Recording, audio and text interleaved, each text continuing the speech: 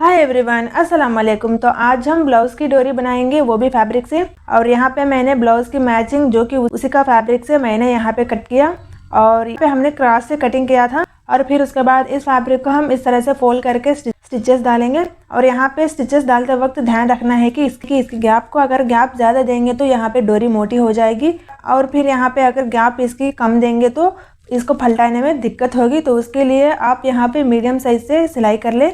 तो देखिए यहाँ पे मैंने इसकी सिलाई कर ली है और यहाँ पे आप देख सकते हैं कि मैंने इतना इसका साइज़ रख लिया है। इसकी साइड में हम इस तरह से कट कर लेंगे ताकि हम पलटाएंगे तो ज़्यादा मुश्किल ना हो। और यहाँ पे हमने हाफ इंचेस तक ही यहाँ पे रख लेना होगा। अगर फैब्रिक के मुताबिक यहाँ पे हमने क्लॉथ की इस तरह से कट कर लेना होगा। अगर फैब्रिक आपका थोड़ा ज़्यादा मोटा है तो आपको यहाँ पे बस थोड़ा ही रखना होगा। और यहाँ पे आप देख सकते हैं कि मैंने इसकी कॉर्नर पे इस तरह से क्रॉस से कट किया, ठीक है। तो यहाँ पे हमने नीडल से इस तरह से एक यहाँ पे इस तरह से इंसर्ट कर लेंगे, फिर उसके बाद दूसरी इंसर्ट भी करेंगे। तो दूसरी इंसर्ट करते वक्त यहाँ पे हम नॉट डालेंगे और नॉट डाल के इस तरह से हम थोड़ा खींचेंगे और ज़्यादा नहीं खींचना है, ज़्यादा खींचेंगे तो ये धागा टूट जाएगा। तो देखिए फिर उसके बाद हम इसकी स्विंग को हम इस तरह से पीछे से इस तरह से इंसर्ट कर लेंगे और फिर उसके बाद इसी को हम इंसर्ट करते क्लॉथ को इस तरह से फोल्ड करते करते हम इसी तरह ऊपर लाना होगा। और यहाँ पे आपको धागा थोड़ा ज़्यादा लंबा रखना होगा, ठीक है। अगर ज़्यादा लंबा रख लेंगे तो आपको इजी होगा, अगर कम रख लेंगे तो आपको यहाँ पे परेशानी होगी। तो देखिए इस तरह से हमने इसकी ऊपर इस तरह से लेने के बाद फिर उसके बाद इसके नीचे से हम हल्के से इस तरह खींचना होगा, ओके। तो पहली दफ़ा यहाँ पे बिगिनर्स को थोड़ा मुश्किल होगी, लेकिन करते करते होंगे तो आपको ये तो सही से आ जाएगा। तो फिर उसके बाद देखिए हम इस तरह से डोरी को ऊपर पकड़ेंगे और फिर धागे को छोड़ के हम इसके नीचे के पार्ट से यहाँ पे खींचेंगे तो ये हमारी एकदम सेफ पॉइंट होगी। तो कुछ लोग यहाँ पे धागे को पकड़ लेते हैं, एंड तक भी धागे को नहीं छोड़ते तो उनके धागा टूट जाता है, तो डोरी उनकी अधूरी रह जाती है।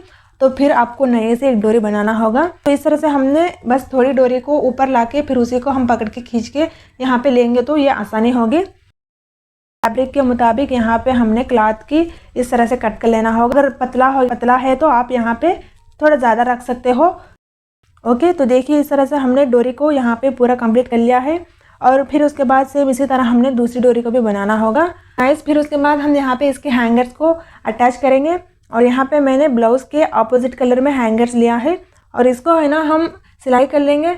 तो इसको है ना ज़्यादातर लोग यहाँ पे इसकी 2 से 3 नॉट्स डाल के छोड़ देते हैं, फिर वो उनको एक दफ़ा ही काम आता है, तो फिर दोबारा वेयर करने के लिए इसकी हैंगर नहीं होगी, क्योंकि नॉट हम डालते हैं तो वो टाइट जितना भी डाल ले तो वो बाद में उखड़ ही जाता है।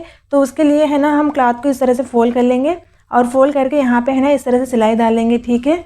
तो आप यहाँ पे यानी कि हमने यहाँ पे इस हॉरिजॉन्टल वे से यहाँ पे हमने रख लिया, तो आप यहाँ पे वर्टिकल वे रख ले अगर आप सिंगल फुट से सिलाई कर रहे हो तो, ओके। तो देखिए फिर हमने इस तरह से सिलाई होने के बाद इस तरह से कट कर लेंगे अच्छे से फिनिशिंग के लिए। हम इस तरह से इसकी पूरी यहाँ पे कट कर लेना होगा,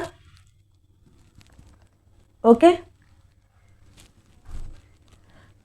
तो देखिए गाइज इस तरह से हमने इसकी सिलाई कर ली। तो इस तरह से हमने सिलाई करने के बाद अगर हम ब्लाउज़ को अटैच कर लेंगे तो ये कभी नहीं उखड़ेगा। और इसी तरह हमने दोनों डोरियों को भी सेम बना लिया। तो गाइस आपको ये मेरी वीडियो कैसी लगी? तो वीडियो अच्छी लगी तो वीडियो को लाइक और शेयर करें और इंटरेस्टिंग वीडियोस के लिए मेरे चैनल को सब्सक्राइब करें।